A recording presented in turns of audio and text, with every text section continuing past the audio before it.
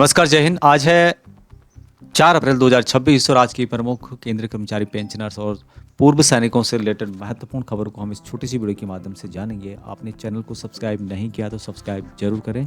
इस पर आपको यानी कि इस चैनल पर पूर्व सैनिकों के वेलफेयर और जॉब से रिलेटेड जानकारी मिलती रहती है। तो यहाँ पर आप देख रहे होंगे पहली खबर 8th पे कमीशन को लेकर के है कि कर्मचारियों की सैलरी में होगा 34% का इजाफा।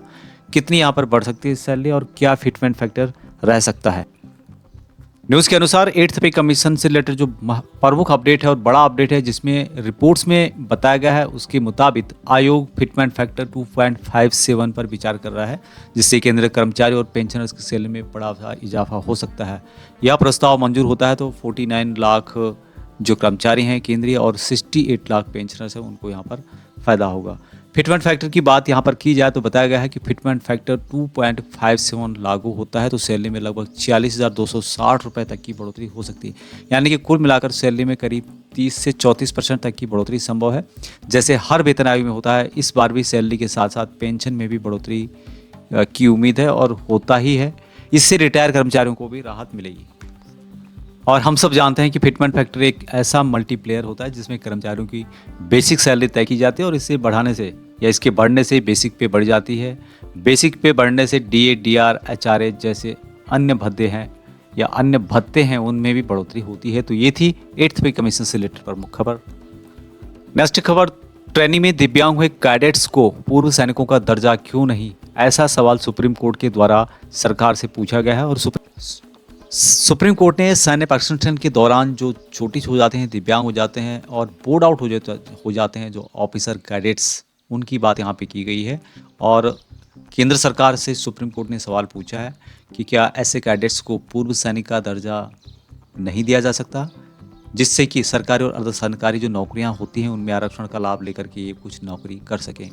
ट्रेनिंग के दौरान जो दिव्यांग होने वाले अधिकतर जो कैडेट्स होते हैं उनकी उम्र 20 से 30 साल के बीच में होती है और उनको रोज़गार की आवश्यकता होती है अपने आगे फ्यूचर के लिए, क्योंकि कैडेट्स को जब आउट कर देते हैं तो उन्हें कोई पेंशन नहीं दी जाती है। इसी बात को लेकर के आपको पता होगा कि कुछ दिनों पहले रक्षा मंत्रालय ने इन कैडेट्स को ईसीएस स्वास्थ्य सुविधा देने की फाइल को मंजूरी दी थी, लेकिन इसे अभी तक लागू नहीं किया गया है। रिपोर्ट के अनुसार 1985 से अब तक लगभग 500 कैडेट्स प्रशिक्षण के दौरान दिव्यांग होकर बाहर हुए हैं, जो वर्तमान में गंभीर आर्थिक और चिकित्सा संकट का सामना कर रहे हैं। राहुल गांधी के द्वारा पूर्व सैनिकों के संबंध में आवाज उठाई गई है कि 72 लाख पूर्व सैनिकों के स्वास्थ्य व भत्ते की अनदेखी कर रही है सरकार। राहुल गांधी के द्वारा यह बात कही गई है। राहुल गांधी ने ईसीएस योजना के कामकाज में गंभीर खामियों पर अपनी प्रतिक्रिया दी। उन्होंने गुरुवार को केंद्र सरकार पर तीखा हमला बोला। उन्होंने आरोप लगाया कि सेवानिवृत्ति सशस्त्र बल कर्मियों को स्वास्थ्य सेवाओं तक पहुंचने में भारी दिक्कतों का सामना करना पड़ रहा है और जिससे कि इस योजना पर निर्भर 72 लाख से अधिक पूर्व सैनिक और उनके परिवार प्रभावित हो रहे हैं। हालांकि उनके द्वारा जो बेसिक समस्याएं हैं और इम्पोर्टेंट जो समस्याएं आ रही हैं उन्हीं को यहाँ पे उठाया गया। सबसे पहले कि भुगतान में देरी के बारे में उन्होंने बताया, दवाओं का अभाव और इलाज से इनकार, बकाया राशि का भुगतान न होने के कारण पैनल में शामिल अस्पताल पूर्व सैनिकों का इलाज करने से मना कर रहे हैं या उन्हें योजना से बाहर कर रहे हैं। ऐसी खबरें बीच में आई थी जिसमें कि काफ़ी जो हॉस्पिटल्स हैं वहाँ इन पैनल से आउट हो रहे थे, क्योंकि उनका जो पैसा था भुगतान नहीं हो पा रहा था ईसीएस के माध्यम से, पैसे की फंडिंग की कमी के कारण। तो वही बात यहाँ पे राहुल गांधी के द्वारा कही गई है। विकलांगता पेंशन पर टैक्स का विरोध राहुल गांधी जी के द्वारा किया गया है। राहुल गांधी ने सेवारत सैनिकों के लिए विकलांगता पेंशन पर जो प्रस्तावित टैक्स है उसका विरोध किया है।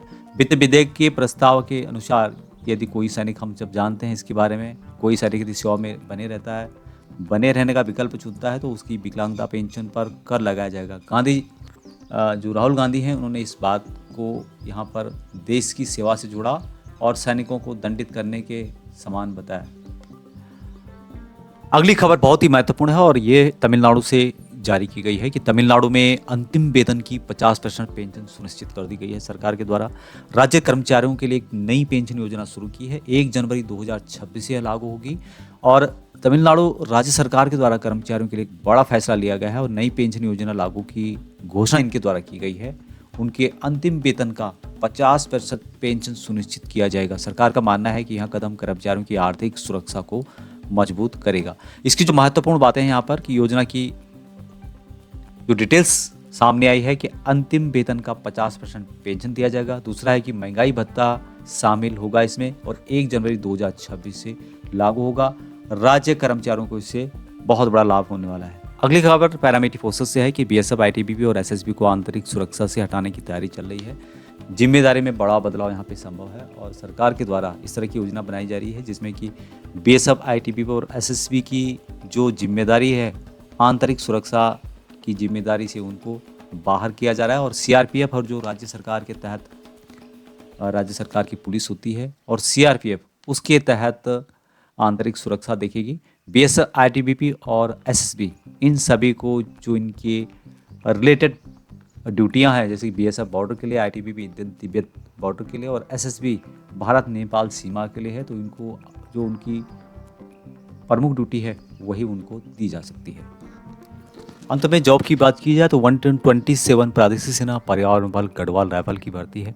हालांकि यह भर्ती अभी कुछ दिनों बाद है या 1 महीने की बाद है, तो 4 और 5 मई 2026 को यहाँ पर भर्ती से संबंधित कागजात चेक किए जाएंगे, शारीरिक परीक्षण होगा। 6 और 9 मई को यहाँ पर जवानों का मेडिकल होगा, यानी कि 4 से लेकर 9 मई 2026 तक की भर्ती है। ये 127 प्रादेशिक सेना भर्ती पर्यावरण बल जिसमें कि 47 टोटल यहाँ पर पूर्व सैनिकों की आवश्यकता है। आप जानते हैं कि यहाँ पर फिजिकल एक्टिविटी होती है, रिटन एग्ज़ाम नहीं होता है। 1.6 किलोमीटर का रन होता है जिसके लिए कि जो जनरल ड्यूटी है उत्तराखंड की भाग ले सकते हैं सभी पूर्व सैनिक, और जो भी क्लरिकल और ट्रेड्समैन की वैकेंसी है उसके लिए ऑल ओवर इंडिया के संबंधित क्लर्क और ट्रेड्समैन भाग ले सकते हैं। तो ये था जॉब से रिलेटेड महत्वपूर्ण अपडेट। जय हिंद।